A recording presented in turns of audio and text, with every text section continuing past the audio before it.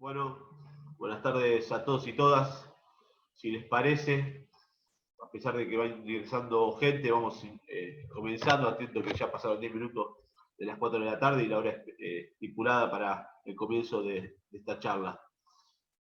En primer lugar, les agradezco a todos por estar acompañándonos nuevamente en este tipo de charlas y en especial a la Asociación de la Justicia Municipal Bonaerense, con quien estamos realizando este nuevo encuentro. Creo que es un encuentro más que interesante, diferente, donde hay dos expositores, los cuales le agradezco profundamente por estar dando este momento, la charla, un momento complicado para todos los abogados, para todo el país y por supuesto para todo el mundo que venimos atravesando, un momento donde de a poco se va superando en cuanto que se va abriendo la justicia, se va abriendo los diferentes organismos, pero realmente que viene con conflicto y hasta tanto no se encuentre la vacuna no vamos a poder vernos como nos gusta a nosotros en los tribunales.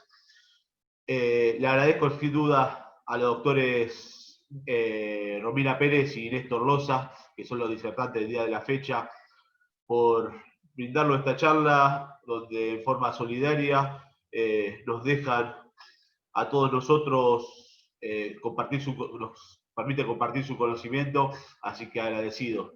También no quiero dejar de mencionar al doctor Pedro Suárez, con quien hicimos la conexión, quien es el que conocen de la asociación, y a nosotros que integran ambas asociaciones y nos permite hoy tener esta charla con todos ustedes.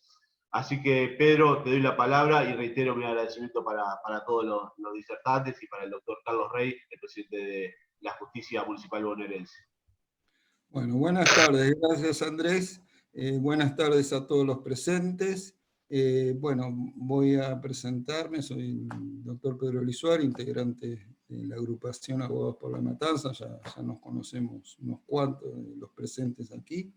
Yo ahora voy a dar la palabra al doctor Carlos Rey, que es el presidente de la Asociación Bonaerense de Jueces Municipales de Falta, quien va a hacer una breve introducción. ¿Sí? Bueno, Carlos, te doy la palabra.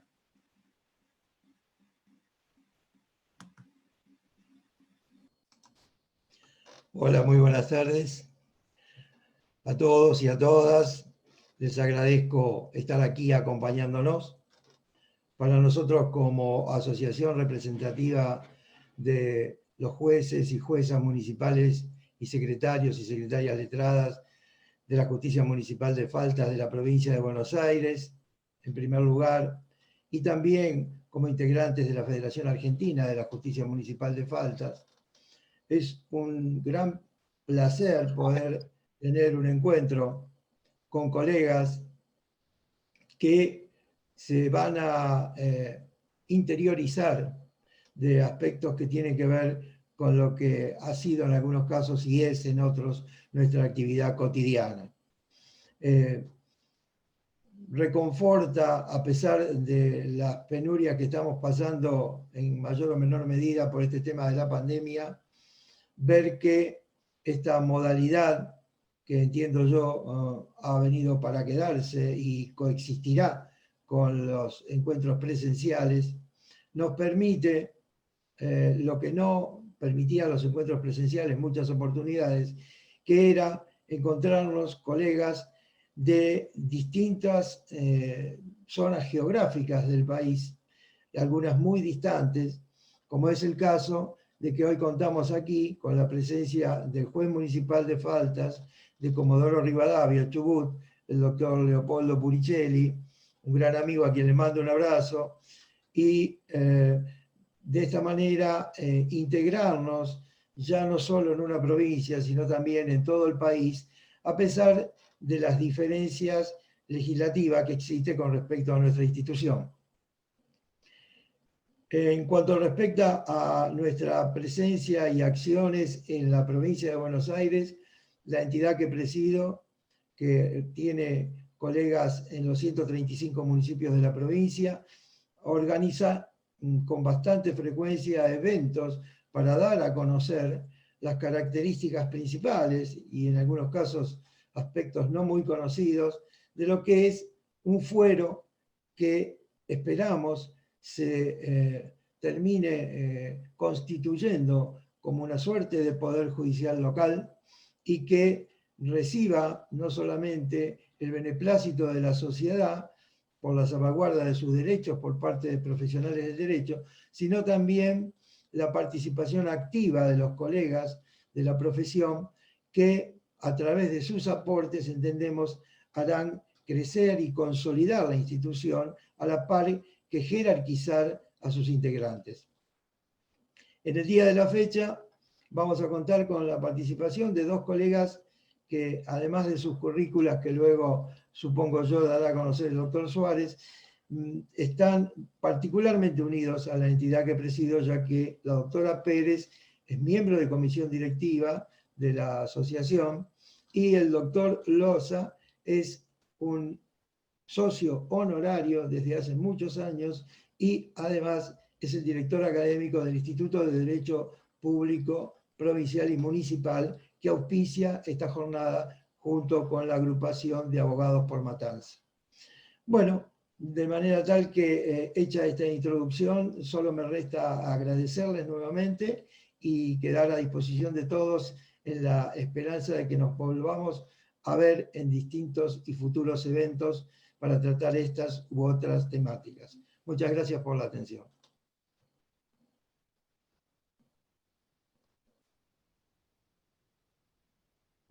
Vamos a dar inicio a la jornada con la presencia de la doctora Romina Pérez, que es actual jueza de falta de Florencio Varela. Romina, te doy la palabra. ¿Sí? Bueno, muchas gracias. Bueno, muy buenas tardes a todos y todas. Es un placer para mí poder compartir esta charla con los colegas de La Matanza. Quiero agradecer especialmente al doctor Ayale, al doctor Suárez por el convite. Bueno, la mención siempre especial para el doctor Carlos Rey, el presidente de la asociación que nos nuclea, por su trabajo permanente, su presencia en todas las actividades y su enorme capacidad para llevar adelante su rol y siempre enaltecer la justicia de faltas bonaerense y nacional. Y bueno, por supuesto, decir y expresar el placer enorme que me genera compartir este panel virtual con el doctor Loza, que es un maestro, que es un ejemplo, y que además es fuente de consulta permanente en mi tarea diaria, así que bueno, es un placer enorme poder compartir con él esta charla como expositores. Bueno, mi aporte consiste en tratar de dar cuenta de las desigualdades de género que se observan en el espacio público vial, sus causas, sus orígenes, como también la incidencia que estas desigualdades tienen en la justicia municipal de faltas. ¿Y por qué es necesario hablar de perspectiva de género en el derecho contravencional y de faltas? Bueno, la respuesta es simple. La verdad es que es necesario hablar de perspectiva de género en el derecho y en los derechos. Y bueno, y para partir de lo general a lo particular, siempre me gusta recordar que los pactos sociales que constituyeron las bases de nuestros ordenamientos jurídicos actuales y que se remontan a la Revolución Francesa, a la Revolución Industrial y a la independencia de Estados Unidos, consagraron el principio de la universalidad. Pero bueno, la verdad que esta universalidad no fue tal y estuvo un tanto vacía porque excluyó a muchos actores, a muchos sujetos y sujetas, comenzando por supuesto con las mujeres, pero también a otros grupos subalternizados como los negros, los esclavos, las disidencias sexuales, los indios, en fin. Esta universalidad solo abarcaba a los hombres blancos con propiedades, con dinero. Y bueno, el derecho no solo ha excluido históricamente a las mujeres de estos pactos sociales y las ha considerado como un mero objeto en muchos momentos históricos, que los hombres se han dividido con las tierras y las riquezas, les quitó ciudadanía, patria potestad, derecho a estudiar, derechos a elegir a sus representantes, a ser electas para cargos públicos, sino que además ni siquiera las nombró. Y lo que no se nombra no existe. Entonces podemos decir que el derecho ha invisibilizado a las mujeres a lo largo de la historia. Por eso la perspectiva de género nos permite una interpretación de las normas sin discriminación, un análisis que parte de la conciencia de las asimetrías de poder que impactan en todos los ámbitos. Y bueno, en este sentido la verdad es que el derecho es y ha sido siempre un instrumento de transformación, y es por eso que debe acompañar los procesos de cambio para poder incluir a todos los y las sujetas y constituirse en una herramienta que permita el pleno desarrollo de los y las ciudadanas en un plano de igualdad real, para de esta manera intensificar la ciudadanía y hacer más potentes las democracias. Así que bueno, creo que deviene totalmente necesario reparar muchas de las injusticias históricas que el derecho ha tenido con las mujeres, abordando la perspectiva de género en todas las disciplinas jurídicas. Bueno, habiendo hecho esa introducción que está más en el plano de lo general, y para situarnos un poco en lo que es la materia de estudio de los jueces de faltas, yo a los fines didácticos de esta charla la voy a acotar a lo que es las normas de tránsito. Pero la realidad es que los jueces de faltas intervenimos en otras materias, como por ejemplo industria, comercio, ambiente, control urbano, obras particulares, y en todas ellas la perspectiva de género debe estar presente. Pero bueno, lo importante en lo que es el tema de tránsito o de derecho contravencional y seguridad vial es partir de un análisis situado, ¿sí? Un análisis del espacio donde las normas operan y se hacen efectivas, y que tiene dentro de sus indicadores la alta masculinización que tienen estos ámbitos. Estos espacios están caracterizados por la reproducción permanente de patrones y la naturalización de situaciones altamente discriminatorias. Bueno, en este sentido hay un montón de mitos sexistas que están vinculados a este tema. Por ejemplo, el más común es aquel que sostiene que las mujeres manejamos mal. La verdad que esto, como decía antes, no es más que un mito sexista que realmente no se sostiene en las estadísticas nacionales e internacionales. ¿Sí? Todos los datos dan cuenta de que las mujeres son mucho más prudentes al volante, que protagonizamos menos siniestros viales, que respetamos en mayor medida la normativa, utilizamos más el cinturón de seguridad, hablamos menos por teléfono celular, y incluso en los casos de bicicletas hay estudios en Cava, por ejemplo, que determinan que las mujeres conductoras de bicicletas son mucho más responsables que sus pares conductores varones de bicicletas. Pero bueno, la realidad es que toda esta serie de patrones se reproducen de un montón de maneras. Los podemos ver, por ejemplo, en las publicidades de autos, ¿sí? Están siempre protagonizadas por hombres, las mujeres suelen tener un rol totalmente secundario en el asiento del acompañante o directamente atrás en su rol de madres o de cuidadoras, o como un objeto de conquista cuando los autos son deportivos, los negocios vinculados con el mundo automotor, como las concesionarias de autos, los talleres mecánicos, las tiendas de repuestos, e incluso los deportes automovilísticos son espacios predominantemente masculinos. El Estado también hace su parte. ¿Sí? Cuando vemos las campañas de concientización para prevenir la siniestralidad vial, vemos que están protagonizadas por hombres. ¿Sí? Tanto la que se proyectaba durante el gobierno anterior, que se llamaba Con un cinturón la podés contar o Con casco la podés contar, todos los que participaban de esa publicidad eran hombres. Y actualmente lo que se está difundiendo es un mensaje para tomar conciencia del uso del casco cuando se maneja moto, que son varios famosos que emiten un mensaje, y no es paritaria porque del total de personalidades que aparecen dando este mensaje, 11 son varones y solo 3 son mujeres, o sea que no es paritaria. Incluso, bueno, ONGs como la Asociación Civil Luchemos por la Vida, que tiene un trabajo muy bueno sobre responsabilidad vial y contra la siniestralidad, en general tampoco utiliza mujeres para protagonizar. Bueno, y todas estas cuestiones, y muchísimas más, determinan y reproducen roles o estereotipos que se le asignan a los géneros. Y cuando hablo de estos roles o estereotipos, no estoy hablando de las diferencias biológicas de los sexos, estoy hablando de construcciones que son sociales y culturales. Incluso la Corte Interamericana de Derechos Humanos considera que el estereotipo de género se refiere a una preconcepción de atributos o características poseídas o papeles que son o deberían ser ejecutados por hombres y mujeres respectivamente. Bueno, en este mismo sentido, Simone de Beauvoir va a sostener que no se nace mujer, sino que se llega a serlo, refiriéndose a la educación en roles de género que se reciben diferenciadamente los varones y las mujeres. Bueno, de esto podríamos hablar un montón y también vincularlo con este tema, pero haría la charla demasiado extensa, así que lo voy a dejar acá.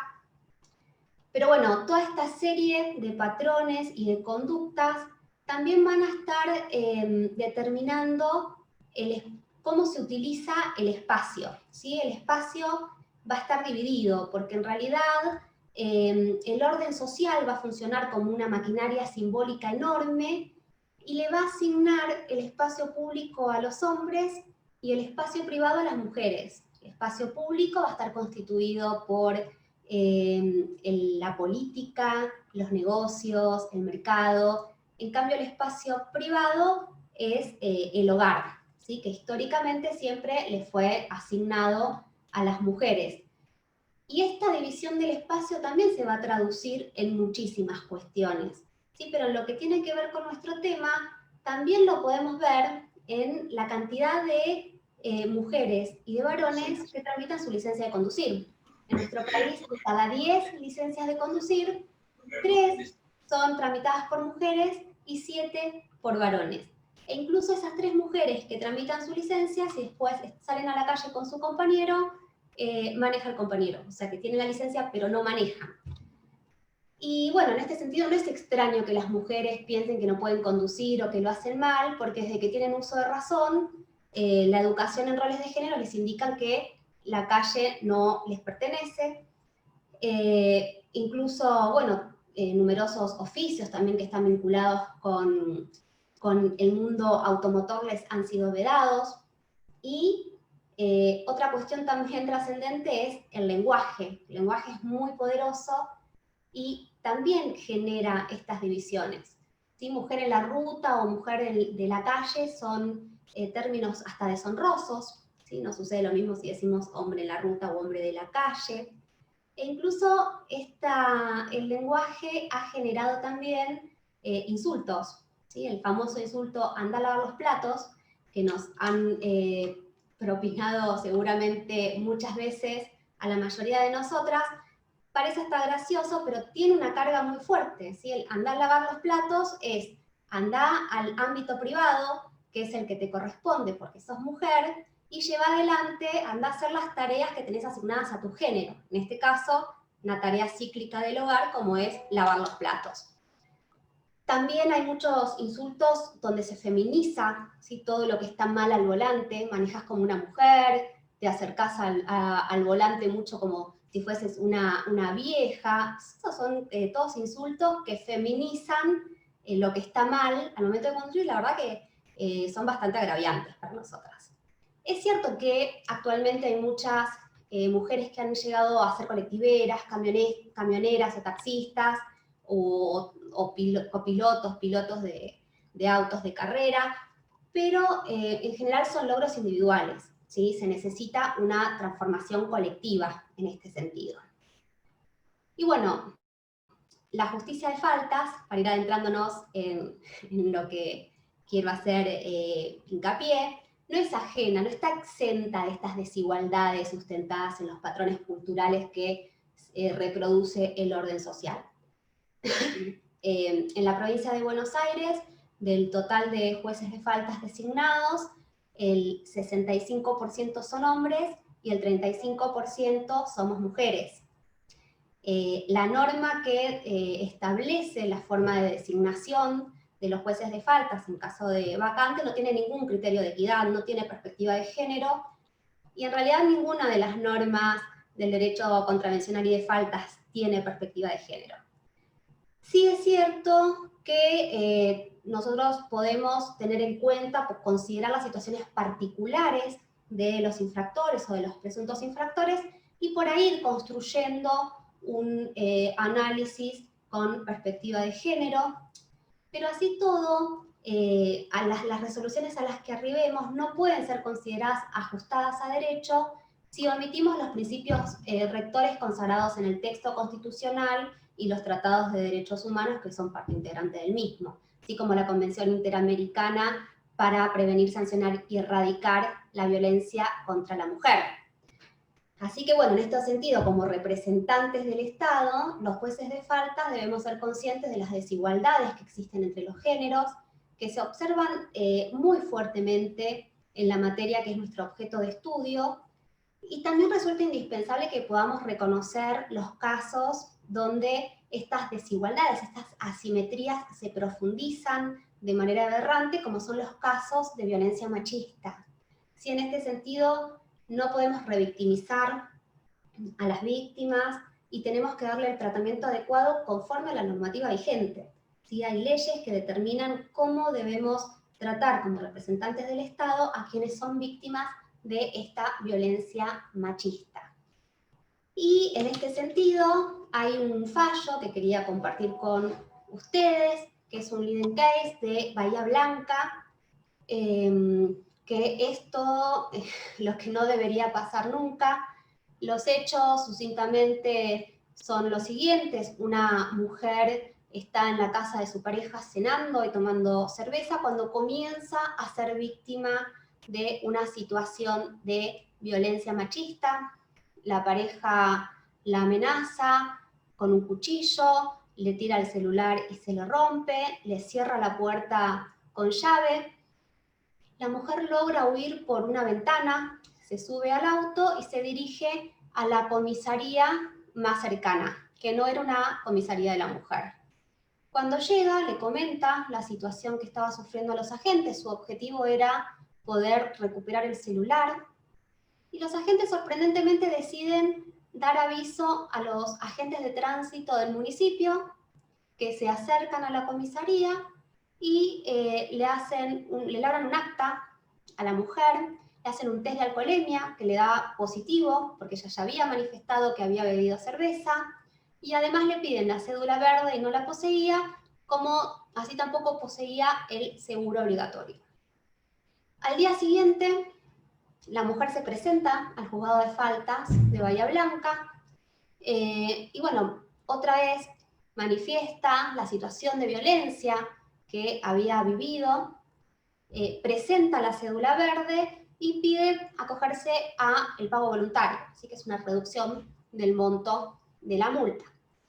Bueno, el juez considera que su testimonio es demasiado austero para conmover la imputación, así que la condena a 600 unidades fijas.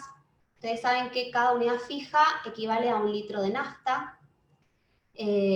La condena por los 3 tipos contravencionales y no le otorga el pago voluntario que había solicitado. La mujer apela esta resolución y cuando apela interviene una jueza en lo correccional de Bahía Blanca que sí va a ponderar el hecho de la situación de violencia que había sufrido la mujer, ¿sí?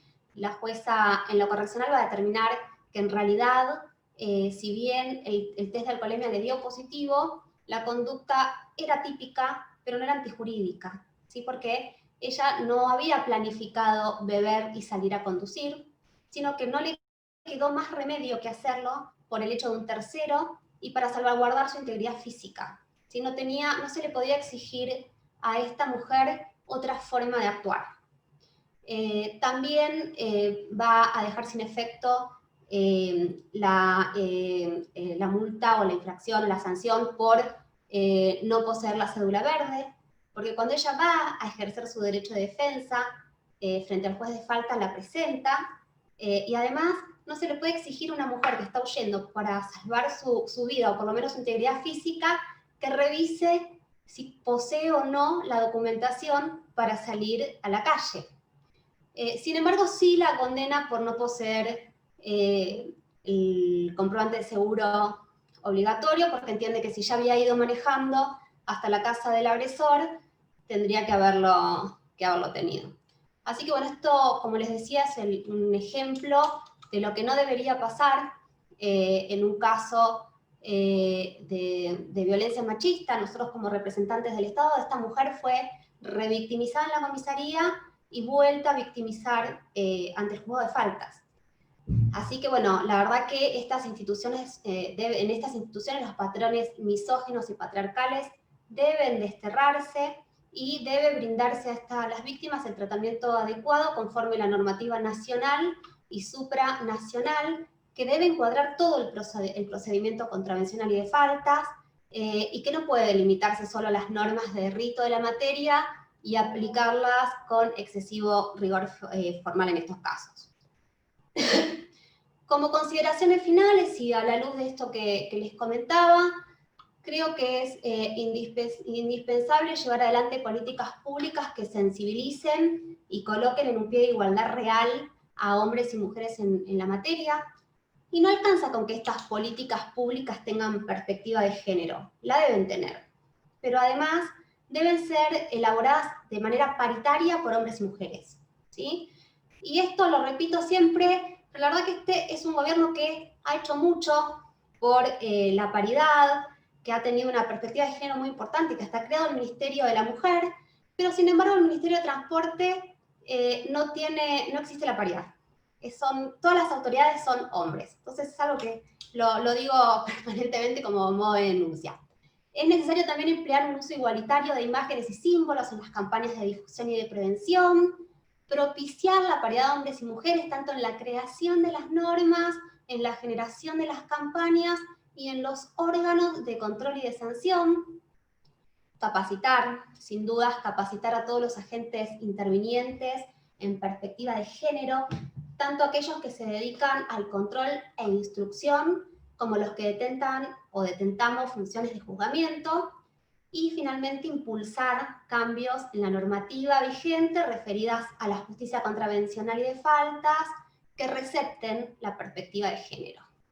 Creo que es necesario contar con un derecho contravencional y de faltas y con un espacio público vial que nos incluya a todos y todas de manera igualitaria, con las mismas oportunidades y que sea libre de discriminación y de violencia. Muchas gracias.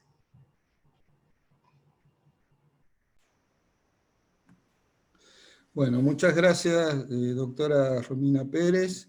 No sé si, bueno, acá hay una pregunta que lamentablemente indican que no hay perspectiva de género en casi ninguna dependencia del Estado.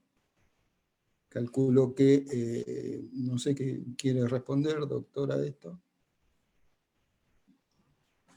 Bueno, yo creo que es necesario, es un camino que se está empezando a construir. Creo que hay avances, creo que tengamos hoy esta charla entre colegas es un avance importante. Creo que la ley Micaela también ha sido muy efectiva en muchos ámbitos, que en muchos casos se da con mucha responsabilidad y es un curso profundo, tal vez en otros lugares o en otras dependencias del Estado es un poco más flojo, pero sin dudas la perspectiva de género cuesta muchísimo en los órganos de juzgamiento principalmente, en la justicia ordinaria y por supuesto en la justicia de faltas también, sí, por supuesto.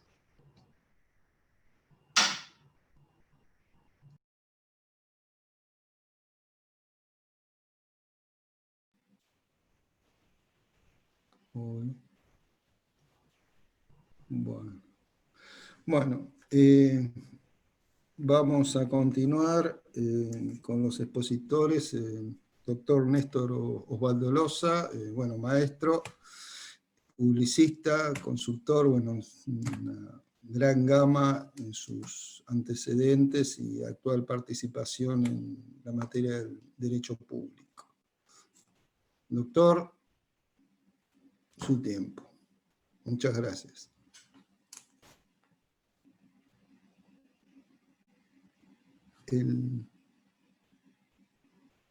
Doctor, el micrófono.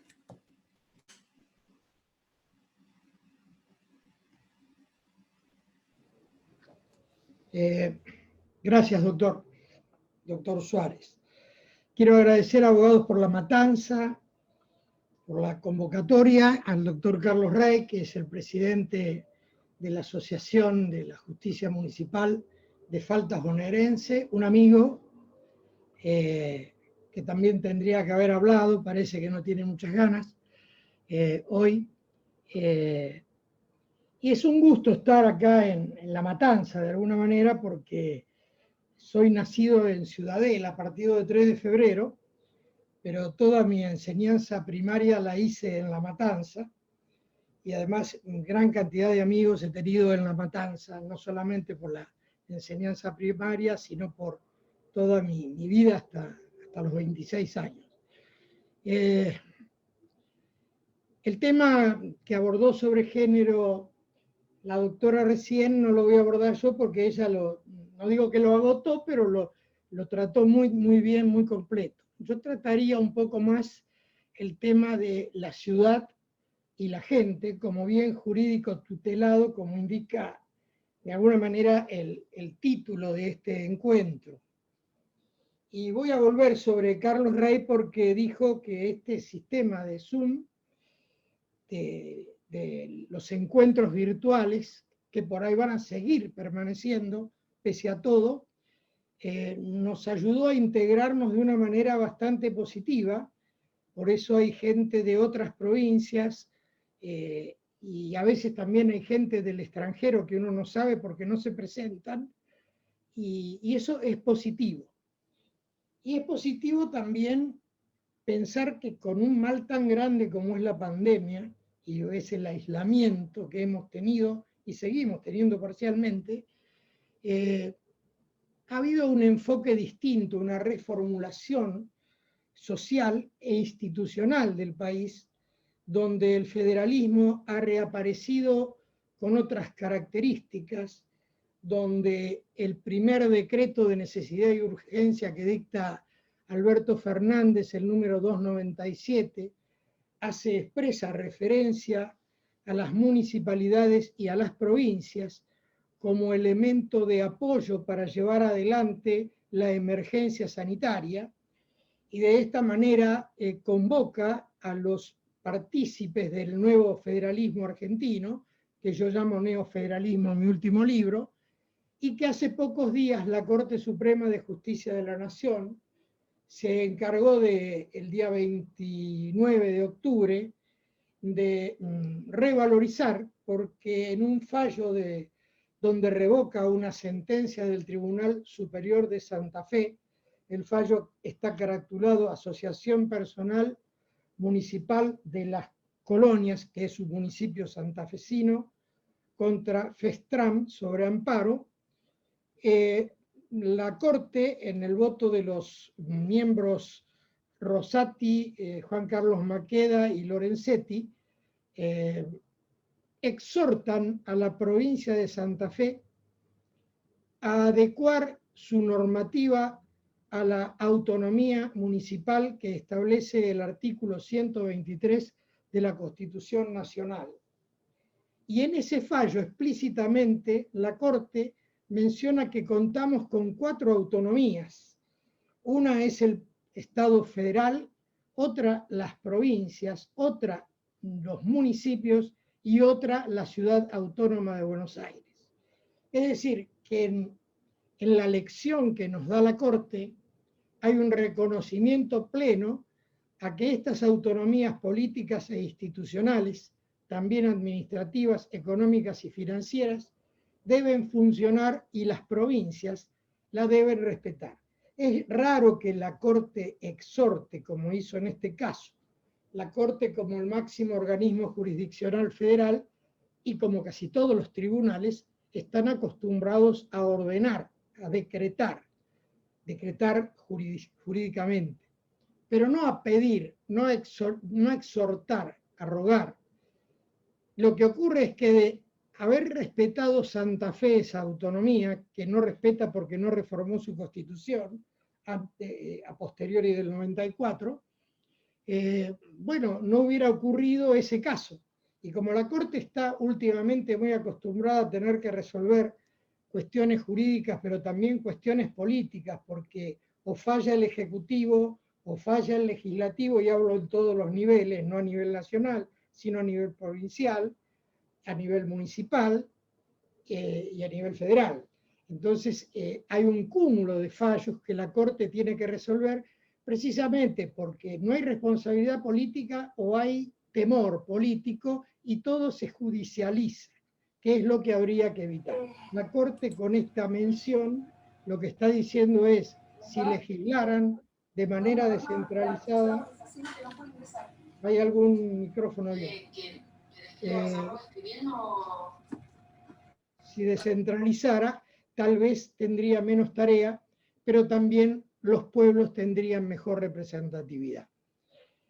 Este fallo lo cito porque es una novedad, no ha sido muy publicitado por los medios comunes de prensa, pero es un aviso que la Corte le está dando no solamente a Santa Fe, sino que se lo está dando a Mendoza, que no ha reformado la Constitución, y a la provincia de Buenos Aires, que reformada la Constitución en el 94 y promulgada después de la reforma nacional, no cumplió con adaptar los municipios que posee a la autonomía plena de la Constitución Nacional en cuanto a lo que dice el artículo 123. Sí lo han hecho la totalidad casi de las provincias argentinas, con estas excepciones.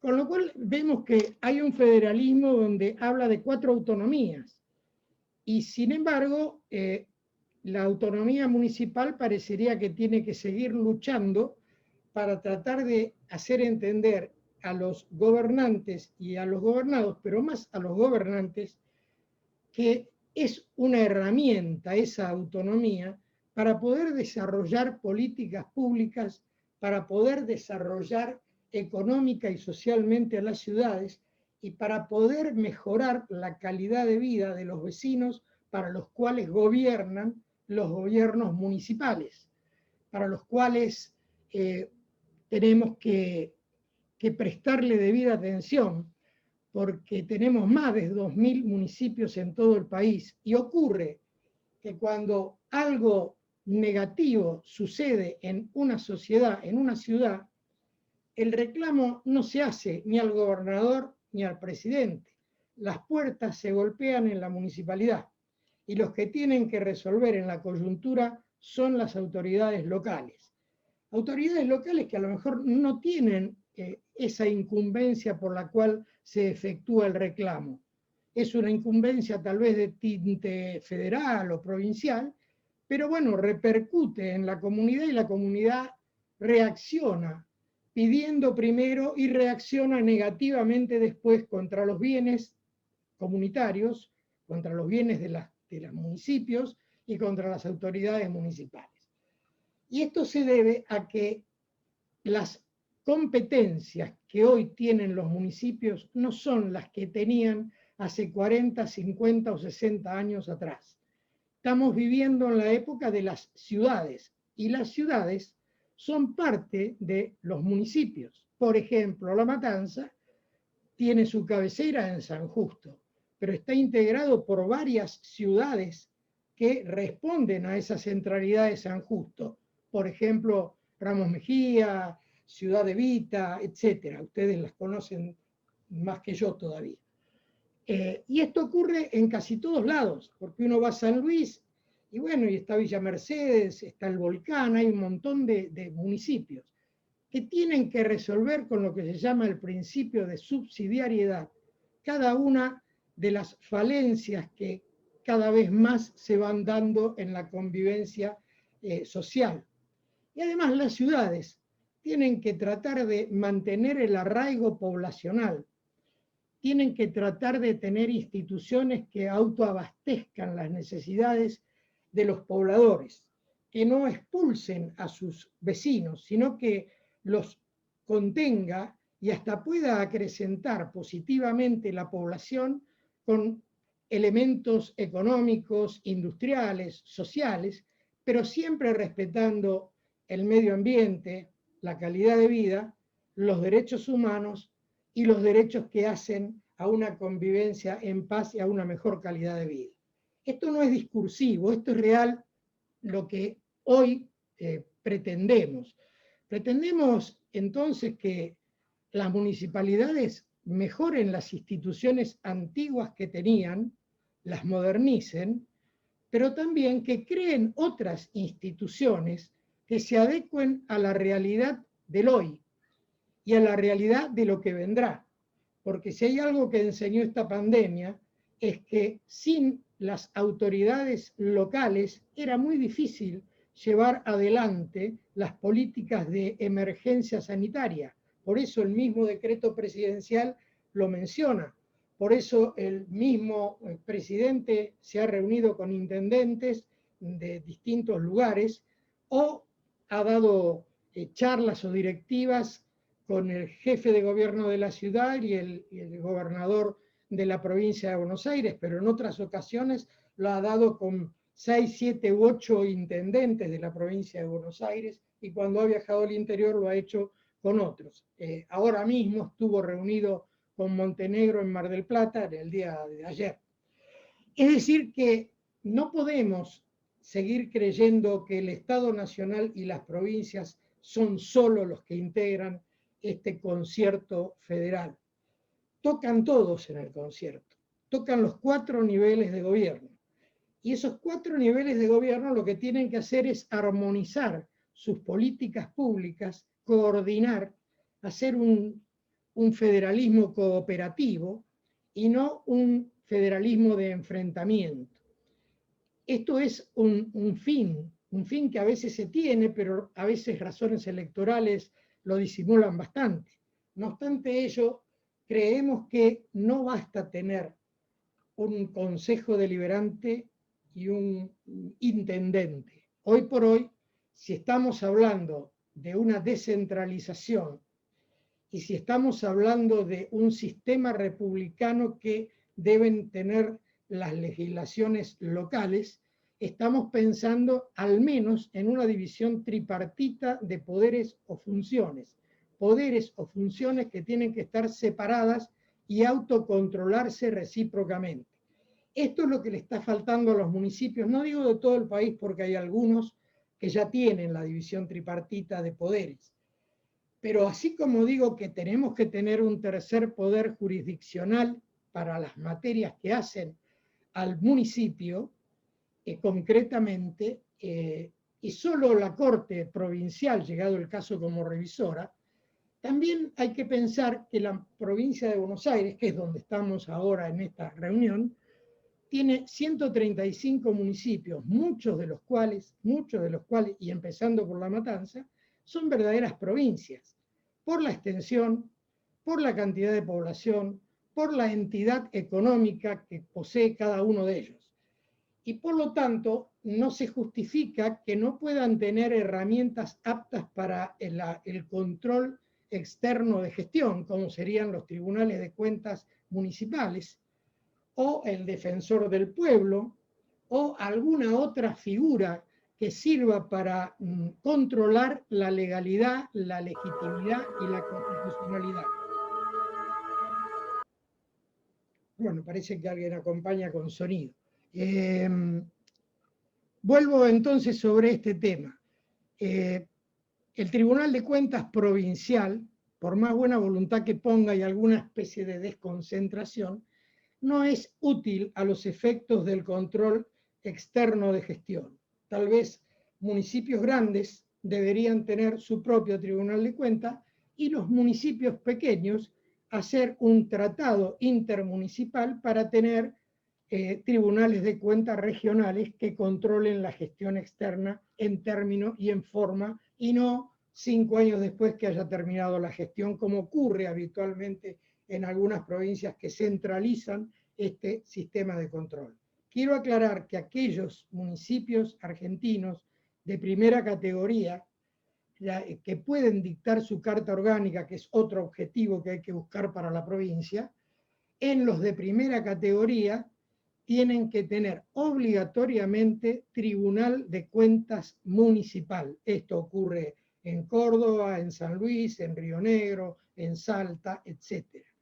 Es decir, que el derecho público provincial se adelantó bastante a lo que es el derecho federal. Pero vuelvo sobre lo que dije, la provincia de Buenos Aires no lo está atendiendo en este momento, y si bien hay una acción judicial iniciada en la Corte por la Municipalidad de Castelli, que todavía no la resolvió la Corte, también hay un intento de Bernardino Rivadavia de dictar su propia carta orgánica sin pasar por el Poder Judicial, y vemos qué va a pasar. Pero lo que ocurre es que no se puede desarrollar plenamente un municipio que tiene millones de personas o cientos de miles, como hay muchos en la provincia de Buenos Aires, si tiene que andar pidiendo permiso permanentemente o mirando cómo lo mira el gobernador o la gobernadora de la provincia de Buenos Aires. Es decir, tienen que autoabastecerse. No, insisto, no es enfrentar, es integrar, no es confrontar, es armonizar. Y esto ya lo dijo la Corte en el caso Ponce con provincia de San Luis. Lo que nosotros tenemos es un federalismo cooperativo y participativo, y a eso debemos apuntar. Por lo tanto, la justicia municipal tendrían que tenerla los 135 municipios bonaerenses. Hoy no lo tienen los 135, pero sí hay un aumento de instalación de juzgados municipales, y bueno, y aquellos municipios que no tienen ese fuero, ese órgano jurisdiccional, a mi juicio, necesario, porque los dos órganos reconocidos y antiguos son políticos. Y si no hay un freno de legalidad técnico, letrado e independiente, podemos cometer abusos en derechos humanos o abusos institucionales que siempre terminan mal. Cuando me refiero a los grandes municipios, estoy pensando en Matanza. ¿Por qué no? Muchos piensan dividirlo, otros dicen que no hay que dividirlo. Y yo lo que creo es que tiene que tener un poder judicial municipal que no solamente juzgue las faltas municipales, que las hay y muchas, y en ascenso, en tipicidad, sino que también hay cuestiones tributarias locales que podrían ser resueltas por jueces letrados independientes y no por oficinas administrativas subordinadas. Podrían también trabajar como mediadores en cuestiones vecinales, laudando en cada caso concreto. Podrían tener injerencia en cuestiones electorales municipales, como lo tienen en Cutralcó, en Puerto Madryn y en otros municipios, y también resolver las pequeñas causas que ya estorban en la justicia provincial, de por sí muy cargada de trabajo, y que son cosas que tienen que ser resueltas con inmediatez, con celeridad y con gratuidad, y con un criterio equitativo y con un profesional que se especialice en las cuestiones locales, así como el personal de los municipios tiene que capacitarse para las cuestiones locales. Y digo esto porque si yo tomo a Matanza con su cantidad de pobladores y con su extensión territorial, geográfica enorme, y podríamos contar con 15 jueces, porque Ramos Mejía necesitaría por lo menos 3 o 4 jueces. San Justo, otra cifra similar. Y hay ciudades dentro de La Matanza, como Ciudad Evita, La Ferrera, Isidro Casanova, etcétera, etcétera, Villa Madero, Loma del Villón. Bueno, hay muchas zonas donde tendrían que tener una justicia rápida, cercana, para evitar la justicia por mano propia y para evitar la dilación en el resultado, que es uno de los problemas que va en contra de la vida de la comunidad en paz, que es lo que debe perseguir desde el intendente para abajo. Explicaba el otro día en una clase que cuando hablamos de municipios estamos pensando en la figura del alcalde. Nosotros lo llamamos intendente, otros lo llaman presidente de la municipalidad o prefecto o alcalde. Y la palabra alcalde, que es la más tradicional, proviene del árabe que significa la palabra es alcadi con K, y significa juez. Es decir, que el municipio parte de lo que era el alcalde, que después en el cabildo fue el alcalde de primero y segundo voto, que eran los jueces en la época de la colonia.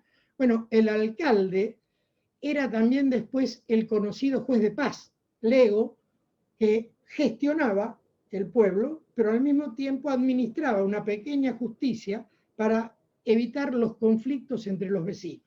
Por supuesto que si la cuestión era más delicada, venía un juez pedáneo o los alcaldes de la hermandad que eran más técnicos y resolvían esas cuestiones. Y lo que digo no está alejado de la historia, porque Alberdi, que fue el doctrinario por excelencia de nuestra Constitución de 1853, con la que nace el Estado argentino, cuando lo convoca Mendoza en 1854 para dictar su Constitución provincial, Alberdi, en vez de 3 poderes, el ejecutivo, el legislativo y el judicial, crea un cuarto poder, que es el poder municipal. Fue criticado por Estrada y por otros, pero él lo crea como poder. Y a ese poder le da la inspección urbana, le da la policía y le da la justicia en primera instancia. En segunda instancia se la da al Poder Judicial. Pero en primera instancia la justicia para Alberdi era municipal. Esta constitución no llega a tener prácticamente vigencia, pero el que la hizo y el encargado de formularla fue precisamente el dogmático por excelencia de nuestra Constitución de 1853. ¿Cómo estamos hoy? Hoy estamos también con un fallo nuevo, que el amigo Rey lo ha comentado, lo ha publicado, si bien es un fallo del Tribunal Superior de la provincia de Misiones, donde al juez de faltas por haber cambiado de categoría el municipio que pasó de segunda a primera, intentaron esas diabluras políticas muy habituales en la viveza criolla argentina, trataron de sacarlo del cargo porque la nueva carta orgánica variaba la forma de designación. Ocurría que el juez ya tenía acuerdo del mismo Consejo Deliberante que seguía en funciones, ahora en vez de ser un municipio de segunda, un municipio de primera. Bueno, interpuso una acción judicial y el Tribunal Superior de la provincia de Misiones, por unanimidad,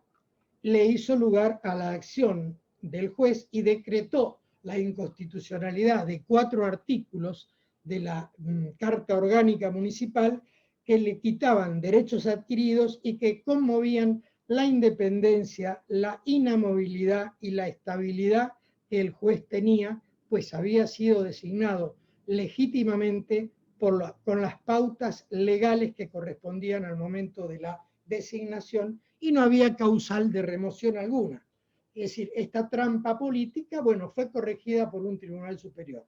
Pero si uno lee los argumentos del fallo, que es Piris Lamota, el actor, el juez, bueno, si uno lee los fundamentos, estructura a la justicia municipal como un tercer poder y que tiene que tener independencia, estabilidad e inamovilidad. No porque sea el juez, sino porque es para la seguridad jurídica de la comunidad. La independencia del juez no es para el juez, es para que el individuo tenga la tranquilidad de que el juez es independiente. Si no lo es, hay carriles para removerlo. Pero mientras el juez esté en funciones, no tengo por qué suponer que opera mal. Y si opera mal, deberé probar que opera mal, pero es independiente de los otros poderes. Eso también se falló en el caso Ferrari-Paula contra Municipalidad de Bransen, donde la Cámara Contencioso Administrativo de la provincia de Buenos Aires la volvió a ubicar en su cargo a la jueza, que había sido removida por una ordenanza donde el intendente reasumía el poder judicial del municipio, lo cual es una verdadera barbaridad. Y bueno, cuando uno habla de autonomía está pensando en autogestión, en autonormatividad y en autojurisdicción.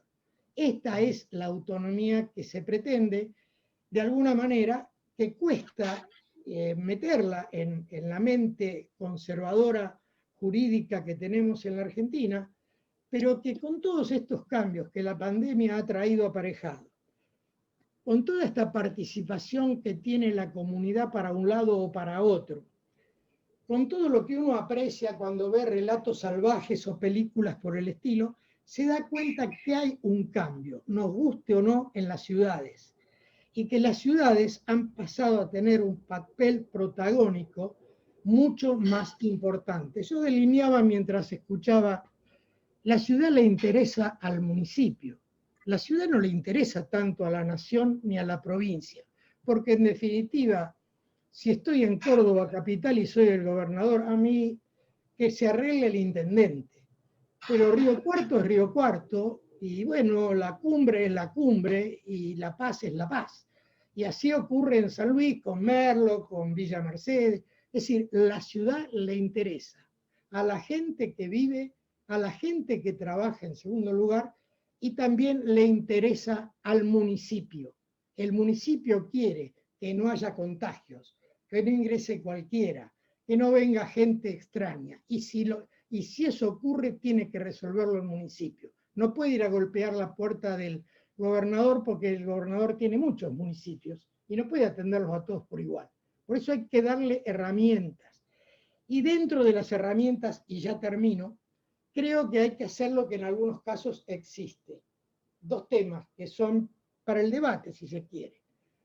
Primero, que no se elija solamente intendente, sino que como en algunas provincias, entre otras Corrientes, etcétera, haya una fórmula de intendente y viceintendente. Así la comunidad conoce de antemano quién va a ser el potencial reemplazante del intendente si algo le ocurre, si lo remueven, si muere o se inhabilita. Y no que sea el presidente del Consejo Deliberante, que a lo mejor puede ser opositor en el partido o dentro de su mismo partido estar en la fracción opositora en la interna. O como ocurría en otros, que era el secretario de gobierno que no era elegido por el pueblo. Por lo tanto, creo en la figura del viceintendente, que además presidiría el Consejo Deliberante sin voto, pero con voz y voto en caso de empate, y serviría de relación entre el legislativo y el ejecutivo. Y por otro lado, que las elecciones municipales no coincidan con las elecciones provinciales o las elecciones nacionales, porque así se le presta más atención a los candidatos de la lista y no van escondidos en listas grandes donde los medios solo convocan al presidente potencial, al gobernador o al primer diputado o al primer senador. Jamás están los intendentes y los concejales en los medios. Y en los pueblos interesa primero su gobierno local, después el provincial y ahí, por ahí, el nacional. Esto es una tendencia que en algunos países es obligatorio, como en el federalismo de Canadá. Creo que debemos copiar este tipo de cuestiones. Y por último, entiendo que sin justicia no hay gobierno. Sin gobierno no hay justicia. La justicia es un valor, es un servicio y es un poder. Muchas gracias. Muchas gracias, doctor Loza. Acá hay una pregunta que hace Pablo Davidovich, que dice, con respecto a la violación de medidas de aislamiento o distanciamiento social, ¿usted cree que debería ser juzgado por la justicia de faltas municipal en lugar de ser un delito federal?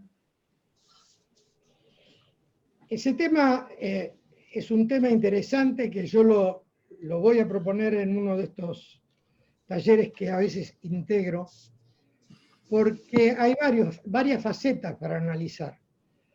Una es que esta medida penal, vía directa o indirecta, viene por decreto de necesidad y urgencia del presidente. Y si hay algo que está prohibido en la Constitución Nacional es que se dicten decretos de necesidad y urgencia en materia penal, por un lado. Y por otro lado, hay municipios o hay provincias que han legislado sobre el aislamiento con características propias. Y si yo me baso en los principios del derecho penal y del Código Penal, tendría que aplicarle la ley más benigna a la persona.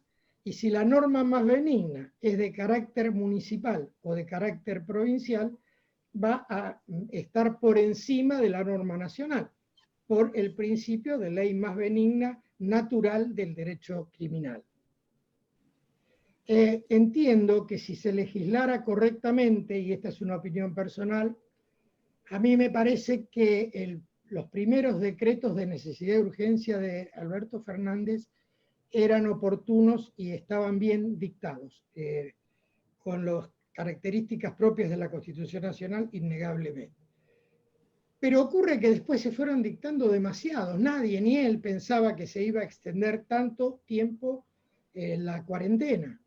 Por lo tanto, hubo algún momento donde el Congreso Nacional debió haberse abocado a legislar, no solo ratificar los DNU que ratificaron, sino ir creando legislación nueva para situaciones de pandemia, porque yo estoy pensando ya no en esta que estamos atravesando, sino en las posibles rebrotes que lamentablemente pueden llegar a darse. Y entonces vamos a seguir teniendo una concentración de poder donde a lo mejor hay que descentralizar, porque todos vimos cómo fue evolucionando para bien o para mal este mal. Y en algunos casos no se justificaba tener tanto aislamiento, que a lo mejor se necesitó después. Bueno, pero esto lo tiene que ir viendo las autoridades locales y estudiándolo cada uno.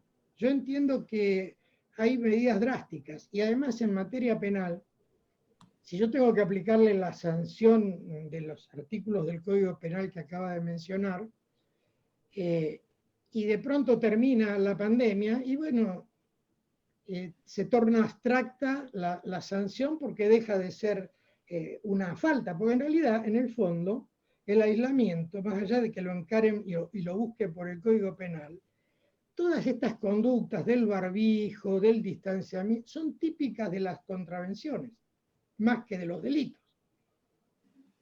Es mi opinión, que por supuesto que acá hay muchos letrados que podrán pensar diferente. Pero es típico de la falta causar un mal potencial, no el mal, no el daño, sino potencialmente. Si yo no me pongo el barbijo, puedo contagiar, puedo. Si yo cruzo en luz roja, puedo atropellar. Si yo cruzo con barreras bajas, puedo morir abajo del tren, pero puedo. No es que te robé, o que te maté, o que te violé. Que esa es la diferencia así de la cocina doméstica que se puede hacer entre un delito y una falta. Tema que si quieren lo tocamos otro día. Está bien, doctor. Doctor, la última.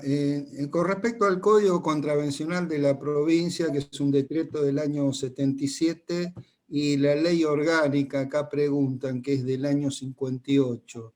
¿Eso se sigue usando actualmente? Y bueno, quieren saber su opinión con respecto a la actualización y a la falta de... Bueno, es el derecho vigente, que es, como dije antes, viejo, arcaico, como mucho en la Argentina, y es hora que ambas normas y otras complementarias de las que acaban de mencionar sean adaptadas al año 2021 que va a comenzar, y no que sean decretos, leyes que ya no tienen una vigencia para la época en que nos toca vivir, que es muy, muy diferente a la época en que se sancionaron, y además hoy hay gobiernos democráticos. Me parece que pasó demasiado tiempo y esta es una deuda muy grande que, junto con la autonomía que no declara formalmente la provincia, están todas estas normas. Posiblemente analicen en lo que dije del fallo de Santa Fe de la Corte Nacional. Exhorta a la provincia de Santa Fe a que adecue su plexo normativo a la autonomía municipal. Bueno, es lo mismo para la provincia de Buenos Aires.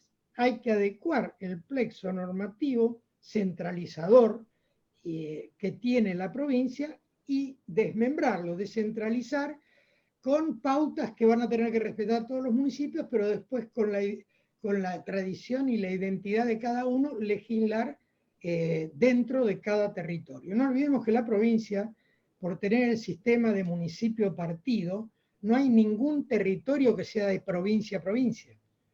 Los límites están dados artificialmente, pero toda la provincia son municipios. 135, que tal vez podrían ser más, pero hay 135. Sí, hoy hay que respetar esas leyes. Es absurdo, pero hay que respetarlas. Lo que hay que instar a que se modifiquen, se deroguen y se creen otras nuevas. Hemos trabajado en ese tema con el doctor Rey y con varios colegas de la asociación. Doctor, muchísimas gracias, Gracias por a la usted. exposición. La verdad que es un honor para todos los presentes, seguramente coinciden conmigo. Y a su pedido le voy a dar la palabra al doctor Ray, porque usted lo ha pedido. ¿Te Doctor, parece? sí, como palabras casi de cierre. Micrófono.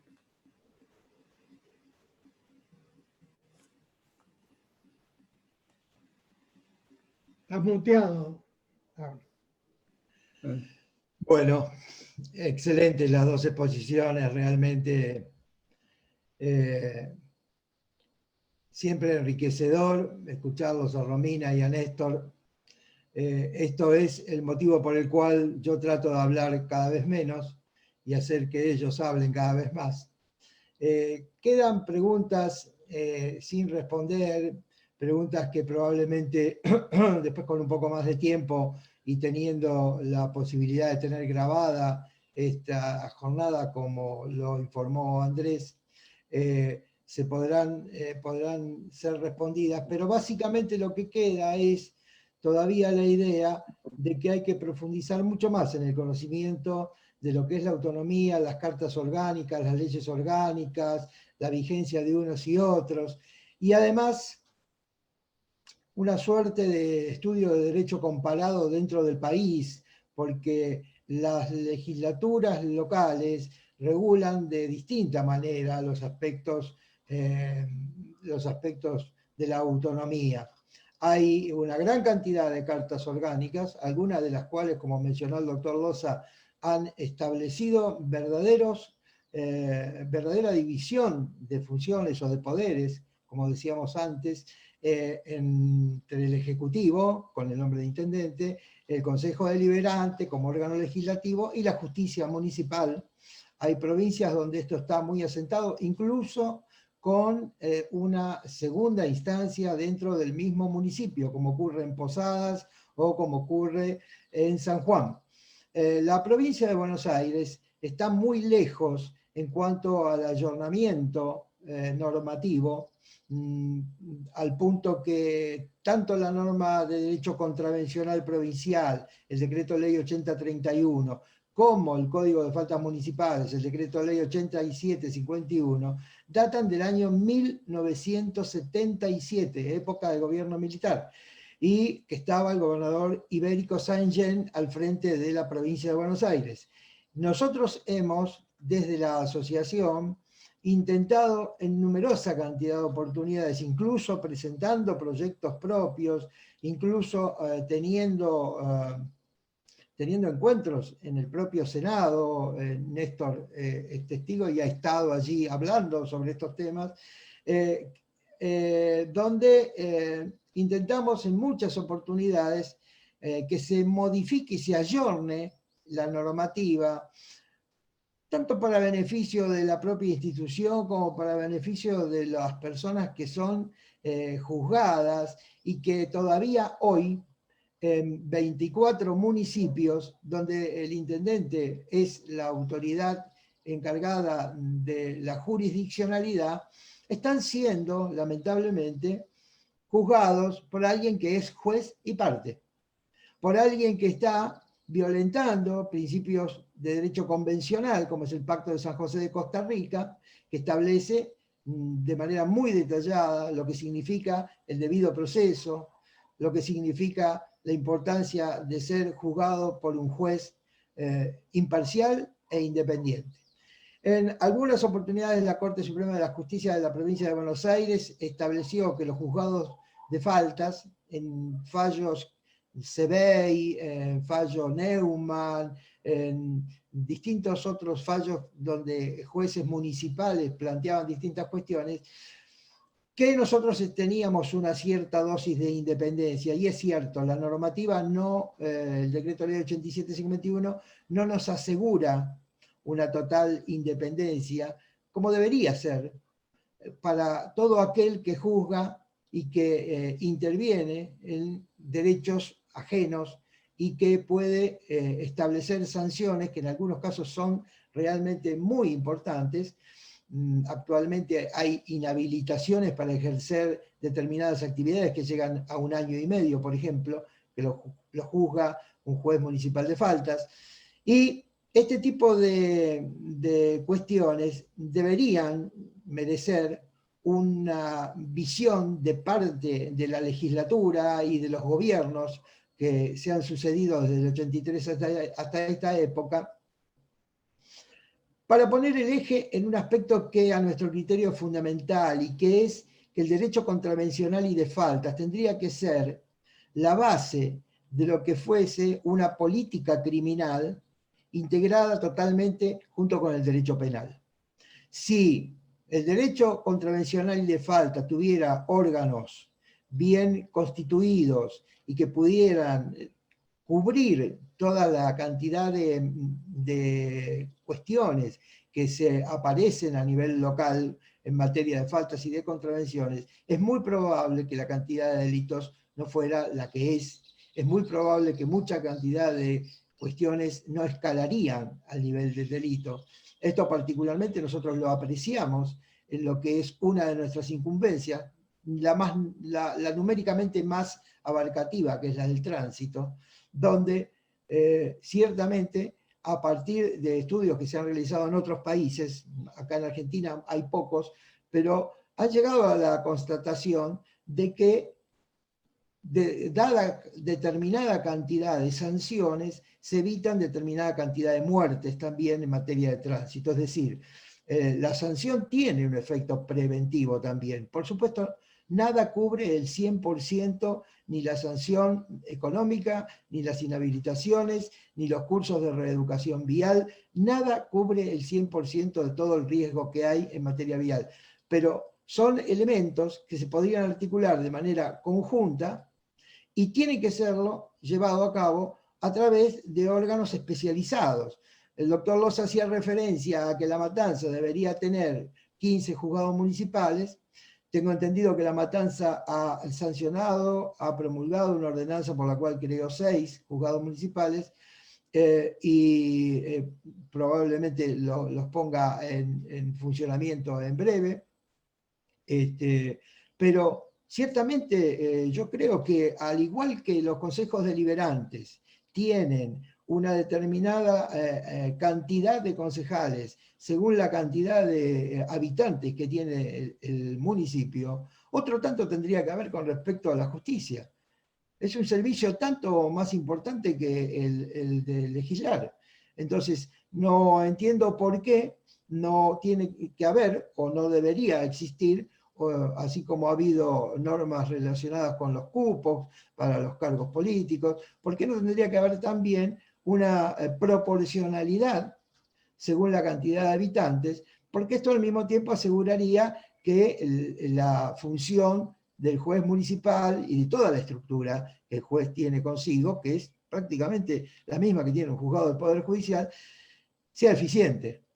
Aspecto que muchas veces se deja de lado y se entronca la discusión en si corresponde la aplicación del derecho penal, si corresponde la aplicación del derecho contravencional, y en realidad creo que uno tendría que ver qué es lo más eficiente en cada caso.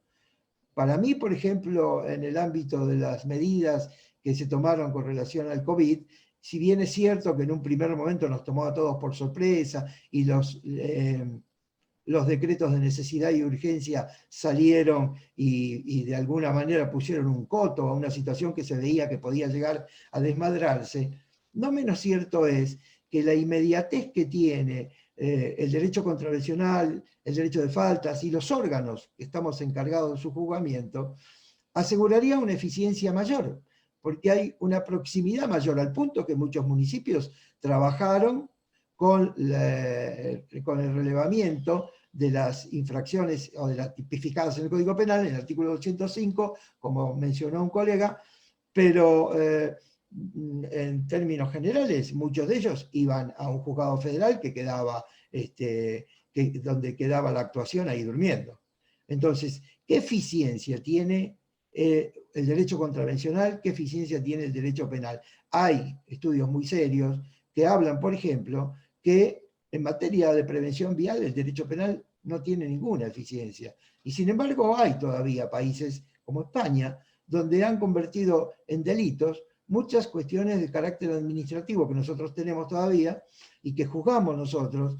Y otro de los graves déficits que tenemos es no contar con estadísticas confiables y ciertas sobre la actividad que hay al nivel de los municipios, que podría dar una idea bastante concreta del diagnóstico que debería elaborarse para mejorar esta instancia de jurisdiccionalidad local.